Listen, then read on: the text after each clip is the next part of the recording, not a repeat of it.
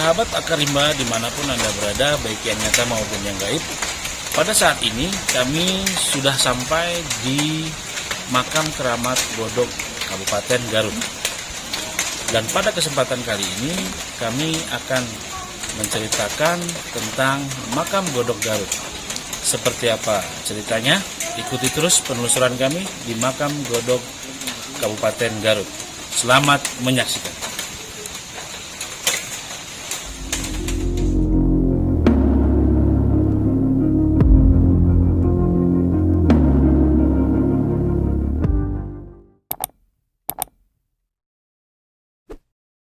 Assalamualaikum warahmatullahi wabarakatuh. Sampurasun. Para pemirsa Akarimba yang budiman dimanapun Anda berada, baik yang nyata maupun yang gaib, semoga saat menyaksikan tayangan ini Anda semua dalam keadaan sehat dan bahagia. Prabu Kian Santang adalah sosok misterius, seorang tokoh tasawuf yang juga dikenal sakti mandraguna. Tokoh legendaris ini memang sangat lekat di ingatan masyarakat Jawa Barat dan di tanah air pada umumnya. Beliau dikenal memiliki beberapa nama lain seperti Gagak Lumayung, Brata Legawa, Galantang Setra, Pangeran Gagak Lumiring, Pangeran Lumajang Kudrotullah, Haji Baharudin Aljawi, Sunan Rohmat, Sunan Bidayah, dan yang terakhir Sunan Godog. Tokoh satu ini memang sangat menarik untuk dibahas. Semakin Anda menelusurinya, maka semakin jauh Anda menemukan perbedaannya antara sumber yang satu dengan sumber lainnya. Begitu banyak varian cerita yang berkembang di masyarakat, sehingga banyak yang beranggapan bahwa tokoh ini hanyalah sebuah dongeng. Namun, ada pula yang meyakini sosok misterius ini adalah kisah nyata. Di antara banyaknya ragam cerita, kami ambil beberapa versi saja sebagai bahan acuan dasar dalam menguak misteri tokoh yang fundamental ini. Pertama, dalam naskah Sang Hyang Siksakanda tahun 1518 Masehi oleh PS Sulendraningrat, beliau meriwayatkan bahwa dari hasil perkawinan antara Prabu Siliwangi dan Nyai Subang Larang, lahirlah Kian Santang atau Walang Sungsang. Lalu Nyai Rara Santang sekitar tahun 1426 Masehi, dan Raden Sagara yang lahir sekitar tahun 1428 Masehi. Versi kedua menurut naskah kuno Carita Purwaka Caruban Nagari tahun 1720 oleh Pangeran Arya Cirebon.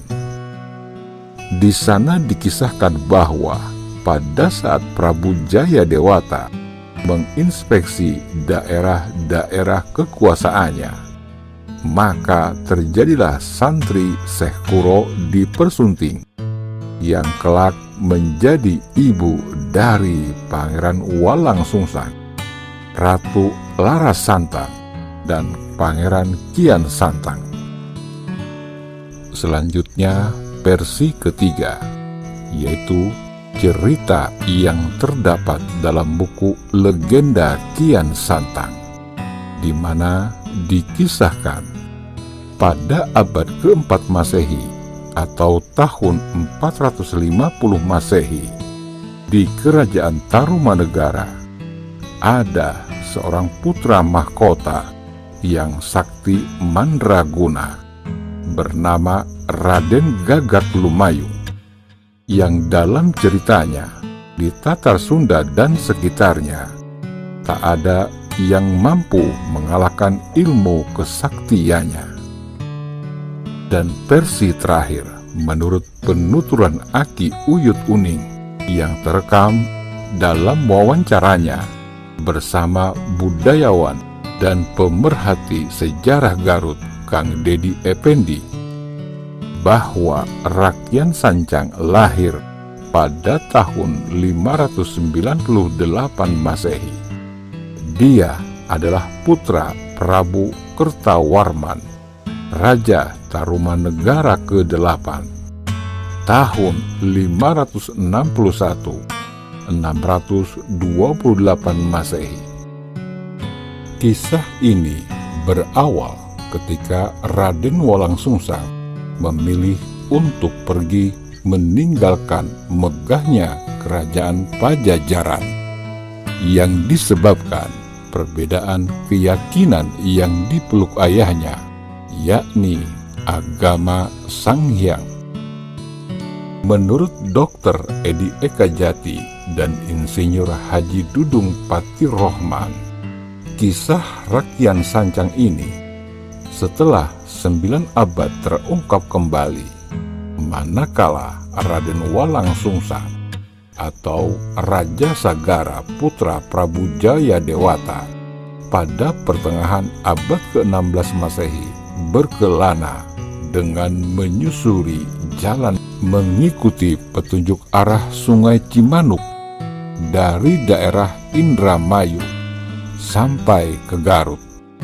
Dalam rangka perjalanan dakwahnya, beliau menemukan daerah tersebut. Di sana Raden Walangsungsang mendapat pesan dalam bahasa Arab yang bertuliskan agar yang menemukan tempat itu mampu membaca dalam huruf Arab, diminta mau menyediakan dirinya untuk menyebarkan dan menyempurnakan agama Islam yang sebelumnya telah dianut oleh sebagian masyarakat Sunda. Tokoh Kian Santang ini pertama kali berhembus di bumi Pasundan yang dikisahkan oleh Pangeran Walangsungsang ketika menyebarkan Islam di tanah Cirebon sampai Pasundan. Cerita tersebut begitu melegenda sampai sekarang. Dan anehnya, kebanyakan orang menduga kalau Kian Santang itu adalah Raden Walangsungsang. Dan itu sangat tidak mungkin, karena jika Kian Santang yang dimaksud putra Pajajaran dapat bertemu Sayyidina Ali, jelas tahunnya sangat jauh berbeda. Kita boleh saja kagum kepada tokoh yang satu ini, tapi bila kita perhatikan lebih jauh, sebenarnya banyak sekali cerita yang sepadan dengan kisah Raden Walangsungsang ini. Dialah yang mengisahkan, justru dialah yang dikira pelaku sebagai tokoh yang diceritakan itu. Padahal kisah itu digali oleh Raden Walangsungsang dengan tujuan sebagai media dakwah dalam penyebaran agama Islam. Raden Walangsungsang mengambil cerita ini dari perpustakaan kerajaan Pajajaran dengan pertimbangan karena kisah itu mirip dengan perjalanan kisah hidupnya. Inilah cuplikan kisahnya.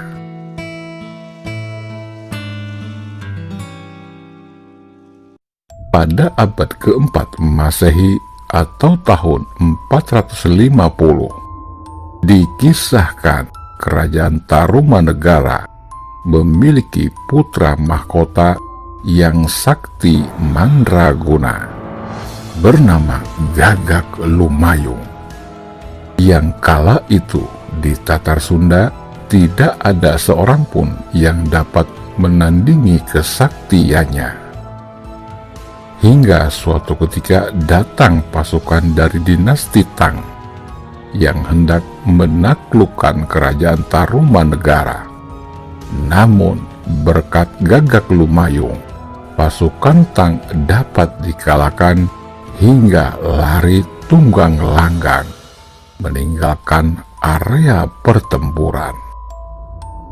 Sejak saat itu, Raden Gagak Lumayung diberi sebutan Kian Santang, yang berarti penakluk pasukan Tang. Diceritakan Raden Kian Santang ini saking saktinya hingga dia rindu ingin melihat darahnya sendiri, karena selama ini belum pernah ada yang mengalahkannya. Hingga pada suatu hari, dalam tapa beratanya, dia mendapat wangsit bahwa di tanah Arab ada seorang sakti mandraguna. Maka tanpa pikir panjang, dengan ajian nampak sancang, Raden Kian Santang mampu mengarungi lautan dengan berkuda saja. Singkat cerita, sesampainya di pesisir, beliau bertemu seorang kakek yang pernah datang dalam mimpinya. Kakek itu tersenyum dan berkata, "Selamat datang anak muda, Assalamualaikum." Raden Kian Santang hanya diam, lalu berkata, "Aku ingin bertemu Ali, orang yang pernah kau katakan sanggup mengalahkanku." Dengan tersenyum, sang kakek berkata, "Anak muda, kau bisa bertemu Ali jika kau sanggup mencabut tongkat ini." Lalu si kakek itu menancapkan tongkatnya di pasir pantai itu. Raden Kian Santang kemudian tertawa terbahak-bahak dan berkata, "Hai orang tua, di negeri kami adu kekuatan bukan seperti ini, tapi adu olah kanuragan dan kesaktian. Jika hanya mencabut tongkat itu, buat apa aku jauh-jauh ke negeri tandus ini?" ujar Raden Kian Santang mengejek. Sang kakek itu kembali tersenyum dan berkata, "Hai anak muda, jika kau dapat mencabut tongkat ini, kau dapat mengalahkan Ali. Tapi jika tidak, kembalilah kau ke negerimu, anak sombong," kata orang tua itu. Akhirnya Raden Kian Santang mendekati tongkat itu dan berusaha mencabutnya. Namun upayanya tak berhasil. Semakin ia mencoba, semakin kuat tongkat itu menghujam. Keringatnya bercucuran, lututnya bergetar, telapaknya berhamburan darah menetes. Namun tongkatnya tak bergeming sedikit pun. Pada akhirnya Raden Kian Santang menyadari bahwa orang tua yang dihadapannya bukanlah orang sembarangan. Raden Kian Santang benar-benar mengaku kalah. "Hai orang tua, aku mengaku kalah. Tapi izinkan aku bertemu kepada Ali." Sang kakek kembali tersenyum dan berkata, "Akulah Ali, Tiba-tiba Raden Kian Santang bersujud kepada orang tua itu. Namun, tangan orang tua itu dengan cepat mencegahnya bersujud. Orang tua itu berkata, "Jangan bersujud kepadaku, anak muda, tapi bersujudlah kepada Zat yang menciptakanmu, yaitu Allah Subhanahu wa Ta'ala." Mari sama-sama kita buktikan kebenaran cerita tersebut. Fakta sejarah membuktikan kisah pertemuan Sayyidina Ali memiliki kesamaan alur cerita, baik perjalanan Boros Ngora maupun Prabu Kian Santang. Meskipun antara Kian Santang dan Prabu Boros Ngora terpaut 4 generasi.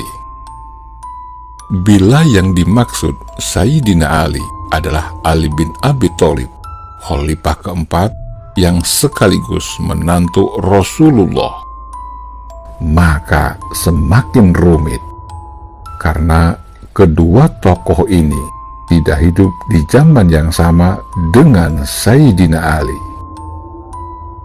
Bahkan jika yang dimaksud Kian Santang, putra Prabu Jayadewata, bertemu Sayyidina Ali, jelas sesuatu yang mustahil, karena terpaut jarak 800 tahun lebih. Sayyidina Ali lahir pada tahun 601 dan wafat pada tahun 661 Masehi.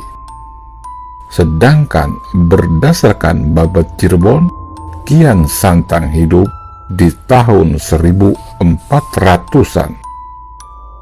Sayyidina Ali bin Abi Thalib wafat sekitar tahun 661 Masehi. Sedangkan Prabu Boros Ngora memegang tahta sementara menggantikan kakaknya yang gugur di Perang Bubat pada tahun 1357 Masehi. Dan yang terakhir, jika kita mengacu pada cerita Gagak Lumayung yang dikisahkan terjadi pada abad keempat Masehi atau tahun 450 Masehi, ini pun sesuatu yang mustahil, sebab Rasulullah sendiri belum dilahirkan. Nabi Muhammad Shallallahu Alaihi Wasallam lahir pada tahun 570 dan wafat pada tahun 632 Masehi. Sehingga dengan sendirinya pendapat yang menyatakan bahwa Kian Santang adalah cerita dongeng yang dituturkan oleh Pangeran Cakrabuana atau Raden Walang Sungsang dari kisah perjalanan Gagak Lumayung dari era Tarumanegara, maka gugur dengan sendirinya.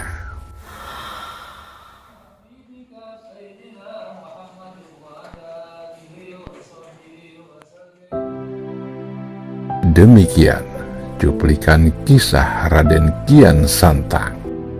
Semoga bermanfaat dan menghibur Anda semua. Terima kasih sudah menyaksikan tayangan ini.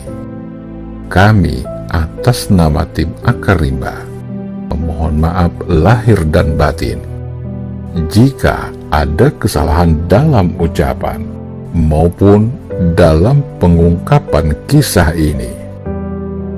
Semua kami kembalikan kepada Anda. Mbah Jagat Nurjati mengatakan, kembali suci itu tidak mudah.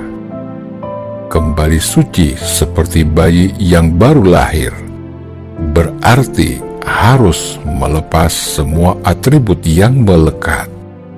Lihatlah bayi yang baru lahir, ia telanjang, tidak membawa apa-apa, tidak ada pakaian, tidak ada keinginan, tidak ada kemelekatan, bahkan tidak ada agama. Ingat, tangisan bayi melambangkan dua makna. Tangisan pertama menandakan hakikat duka cita karena telah memikul tanggung jawab rahasia Allah yang begitu berat dan begitu besar. Sedangkan tangisan yang kedua bermakna hakikat gembira karena telah dilahirkan ke dunia ini. Manusia adalah khalifah di muka bumi ini, makhluk paling sempurna, paling mulia di antara makhluk-makhluk yang ada di dunia ini, namun memikul tanggung jawab yang sangat besar, yang kala itu Allah Subhanahu wa Ta'ala menawarkan kepada bumi, langit, dan gunung. Namun, tidak satu pun yang sanggup menanggung tanggung jawab ini. Tapi, tatkala ditawarkan kepada manusia, manusia sanggup menanggungnya. Wallahu alam bissawab. Salam cinta leluhur Nusantara. Wabillahi taufik wal hidayah. Waridho wa inayah. Wassalamualaikum warahmatullahi wabarakatuh.